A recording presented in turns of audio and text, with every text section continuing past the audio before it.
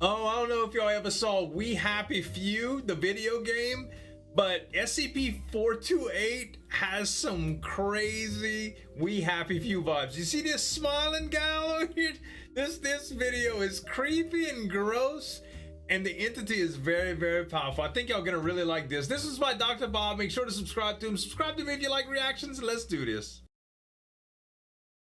A young woman is spending the morning in town, completing a few errands she's been meaning to get to for a while. All right. She picks up a few Got a little items from the platform supermarket, gets the cracked screen on her smartphone repaired, and decides to treat herself to a Danish from a local bakery. It's a relatively idyllic Tuesday, until she turns the corner into a narrow side street and sees them. It can often be a little disconcerting to suddenly find yourself staring at a crowd that is gathered for seemingly no reason. Yeah. But something about this one makes her particularly nervous. Right. And she quickly realizes why. Each Their person faces. in the tightly packed together group is grinning, as if they are all in on a particularly cruel joke about her. Right. At face value, they all seem to be very different people. A collage of ages, races, genders, in different clothes with different styles, and yet they're all walking with perfect synchronicity. One perfectly timed footfall at a time. How bizarre This and is creepy, enough to seriously man. creep her out. Yeah. Whatever this strange group of people is doing, she wants no part of it. Instead, she turns and heads in the opposite direction, fast walking and stealing discreet but frequent glances over her shoulder. She can't help but notice, even when the crowd exits the small side street, that they remain huddled together, like security guards packed tight around some invisible How VIP. weird, dude. And even worse, They're they following seem to be her. following her trajectory, not getting good. faster, getting closer, still perfectly in sync with one another. How are all these people gaining so fast? She thinks to herself. They walking hard. When she's around a corner and out of sight, she does the sensible thing and breaks into a sprint, Runs. eager to put some distance between herself and them. Right. Even though they haven't shown any signs of overt aggression, she can tell on some visceral level that they mean her great harm. It'll creep you out, She knows man. if I ever don't they blame get you. close enough, within grasping distance, something terrible will happen. Gosh. She's soon back at her home and locks herself in, bolting the door behind her. She breathes a sigh, but she's not relieved. I don't know if Not that's really. gonna help, y'all. Maybe she's paranoid, but she Maybe you feels should have like went she to the isn't cop out of the station. woods just yet. The police, man. Those eerie smiles, those perfect footsteps. She can't get them out of her mind. She slips into her kitchen and slides a knife out of the block. She tells herself that doing There this you is a go. little crazy, but having some kind of weapon in hand makes her feel at least a little bit safer. It does. But It whatever the definitely feelings does. of comfort the knife gives her are shattered when she hears the doorbell ring. She hadn't ordered anything. She wasn't expecting anyone. Who could that be? It's the crowd. She hides the knife behind her back and makes her way Or towards is it the door. foundation? Ding dong, it rings again. Whoever is on the other side is getting impatient. She Look opens out the the door window. slightly, but leaves the chain in place. There's a smiling man in a business suit on the other side. She's racking her brain, trying to remember. Is he one of the people from the crowd? Or is she just imagining things because she's freaked out? She can't tell anymore. She can feel her palm getting sweaty around the knife's handle. Right. The man at the door clears his throat and says, "Excuse me, ma'am, I won't take up too much of your time, but I wanted to ask, have you heard the good word?" She shakes her head and tells the stranger that she isn't interested in hearing his pitch, but he just keeps smiling and presses on. Do you ever feel lonely, dissatisfied, unfulfilled? Don't you ever wish that you could become a part of something bigger than yourself? Like the It'd be a crowd? real weight off your shoulders. She's starting to run out of polite ways to deny him, and she hears Just a faint close the door. tapping against the nearby glass. The young woman turns her head and looks into her living Is it room. the crowd? There's a smiling woman Oh, standing at the window, God! rapping on the glass That's with so her knuckles, creepy, grinning. dude. The chill sets in immediately. Yes. She recognizes that face with absolute certainty. It's one of the people from the crowd, and now she knows for sure that the man at the door This is reminds too. me of a game called We But Happy when she Few. turns back to him, all she sees So is his creepy. hand reaching through the gap in the door for her. She turns and runs as the sheer collective momentum of the crowd forces open the door. They spill into the hallway, tumbling over each other, but still smiling. She notices something trailing out of their clothes. Long, sinewy ropes that look like they're made of living flesh, wriggling and pumping. With each it's a passing monster. second, It's this not whole just situation possessed seems people. to just be getting worse and worse. Thinking quickly, she Get decides away. to flee up the stairs. If she gets to her bedroom fast enough, she can lock her door from the inside, open the window, and climb down the trellis into the yard before they can break in. In that moment, Good it plan. seems like the best course of action, but only because she has no idea just how quickly the crowd can close the distance. Right. In an instant, the crowd is up onto the stairs and following her, extending their grasping hands in unison. Gosh, who are these people? this Why are is they so doing creepy, this? man. The questions that flood her mind are soon forced out by the shock of the grinning stranger in the business suit, pulling her into a powerful bear hug. He squeezes hard, and she can feel it in her muscles and bones. She wriggles for her life, but she can't resist his strength. The rest of the crowd reaches for her. She spots those awful fleshy cords again, emerging from the backs of all these terrifying strangers. And now she sees what they're all leading back to, a giant, formless blob of flesh, like some corrupted, unknown organ, a huge, monstrous tumor. It pulses and throbs. Just looking at it makes her want to be sick, and she can feel the most horrible energy coming off of it. Whatever this thing is, it wants her. It's reaching for her. Fight or flight kicks in, and this time flight isn't an option. The stranger in the suit has a good grip on her, in spite of his missing fingers, but she's still got the knife. She can see the cord trailing from his back into the giant flesh blob. With one decisive strike, she severs it with the kitchen knife. Girl. Immediately, the man in the suit lets go of her. Both ends of the cord flop down, spraying more of the flesh-colored pus. But the effect on the man himself is even more drastic. He flails around, making the most horrible, guttural gurgling noises she's ever heard. He heaves and vomits out gallons of the pus. It sprays from his eyes and nose like a fire hose. Oh my It oozes God. down and out of his pant legs. His body deflates like a punctured balloon as the awful substance cascades out of him, until all that's left is a wet, vacant sack of skin and clothes, quivering on the floor. But she doesn't have time to dwell on the horrors she's just witnessed. She needs to get out of here. You now. do. She turns and Before you continues get running up the bust. stairs as the crowd regroups and begins chasing her. She can hear their perfectly synchronized footsteps sloshing through the liquids of their fallen member.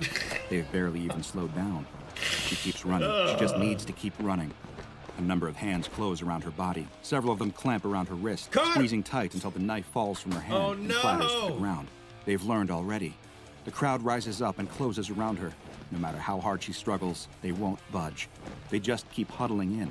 She can hear the giant pulsing mass of flesh closing in behind her. Oh no. She feels one of those long, fleshy cords slithering up her back, its fibrous strands easing their way into her flesh until the connection is made. Her eyes roll up into her head as it pumps the fluid into her body, melting away everything inside, congealing it into the same nightmarish slop that she'd just seen splattering out of the man in the business suit moments ago. Oh my God. Little by little, everything that was once her is hollowed out, filled in, and painted over. Once the transformation is complete, she smiles, just like all the others. But she's not she anymore. She's just another part of it, its newest addition, a replacement for the man in the suit. Dude. The crowd leaves shortly after, keeping perfect step, looking for some new friends. At some point, everyone has felt the desire to fit in. But one anomaly takes the desire to join the throng to its ultimate extreme. This is SCP-428, also known as The Crowd.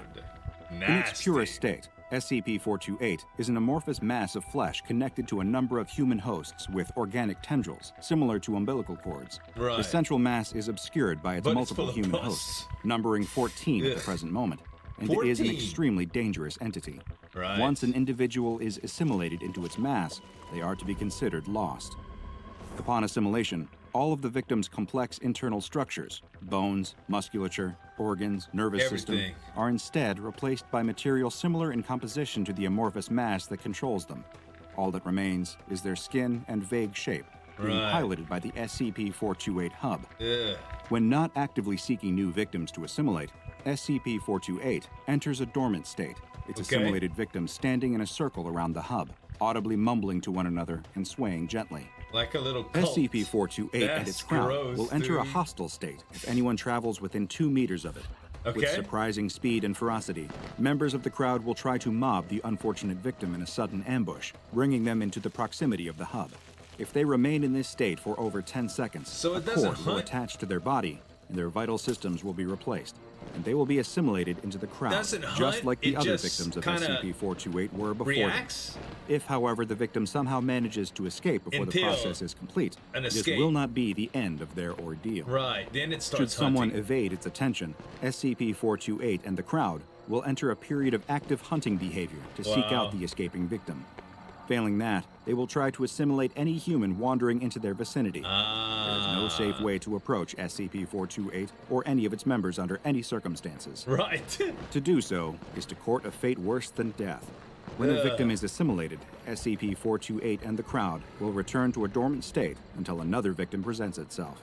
Wow. Foundation studies have determined that SCP-428 seeks to add at least one person to its crowd every month, and if a person is not provided, then it will engage in hunting behavior, putting everyone in the area in grave danger. SCP-428 isn't controlling a gaggle of mindless zombies, though.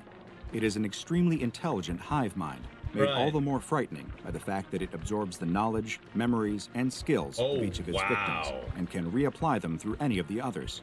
Because of this, it appears to have incredibly adept knowledge of the human mind, and will happily resort to using tactics of psychological manipulation to gain an advantage.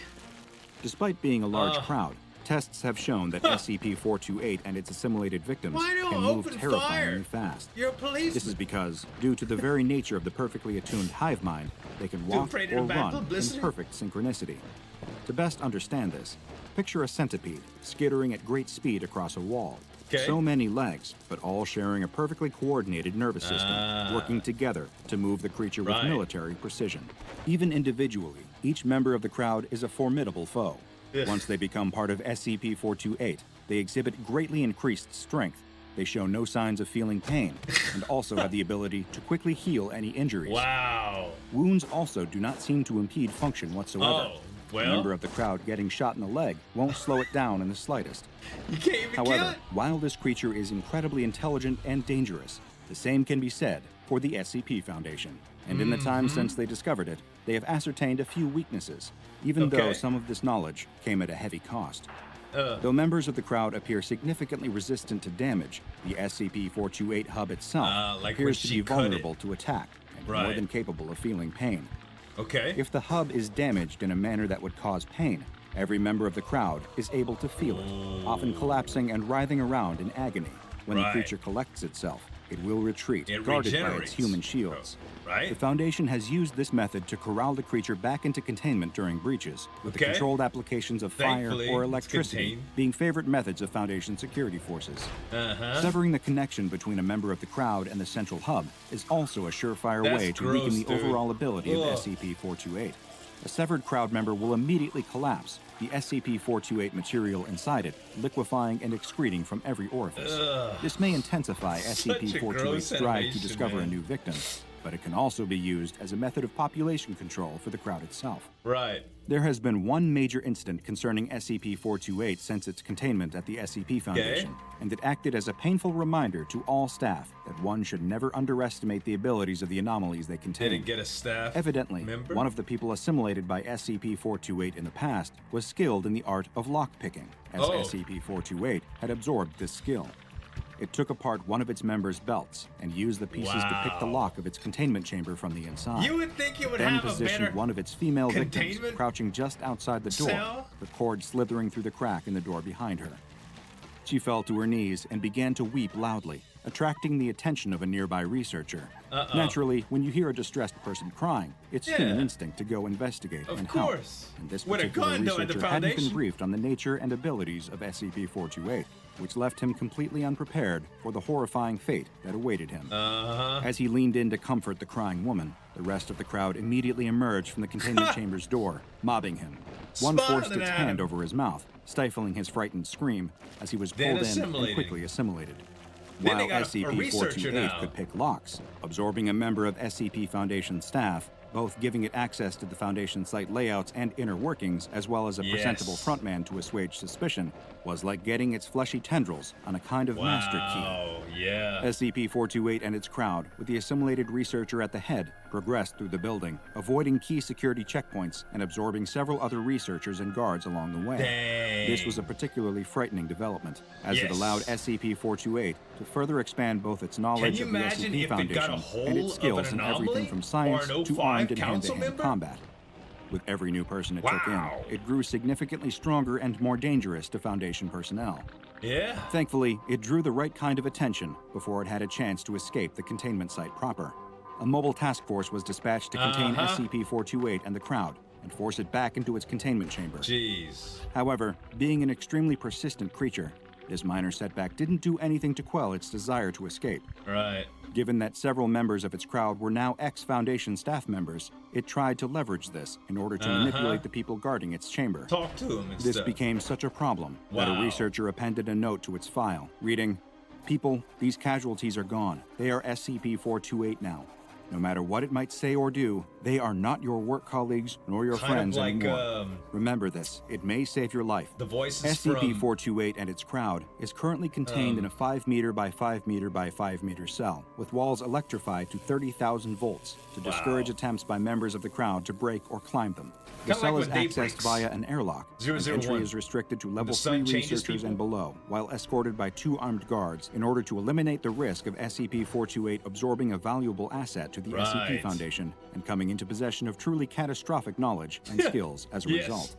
Just imagine the disastrous results if, say, a member of the O5 Council were suddenly a part of SCP-428.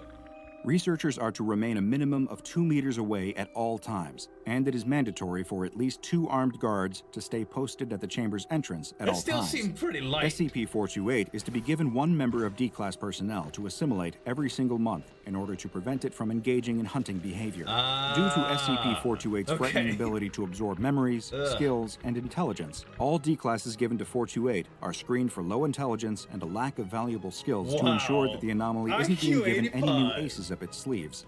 However, continually giving SCP-428 new victims is going to increase its overall size and thus necessitate gradual containment upgrades. The possibility of permanently neutralizing SCP-428 is being explored, but in the meantime, it has been given the Euclid Object Class because of its intelligence, skills, and unpredictability. While the SCP Foundation is all about sacrificing the individual for the greater good, this is one frightening collective that they couldn't endorse becoming a part of. Now go and watch another entry from the classified files of Dr. Bob, such as SCP-4910, the Grinner, for another anomaly that wants to alter your body and not for the good. That whole pus blowing out of all the orifices thing? Gosh, man. That was really horrific for a bit, dude. I ain't gonna lie. But yo, this was a very, very, very fun animation. At the same time, like, the entity itself is pretty darn powerful. I ain't gonna lie. This one was really cool, y'all. I liked it. I hope you did too. Listen, make sure to subscribe to Dr. Bob. Subscribe to me if you like reactions. And if you thought this video was good, check this one out.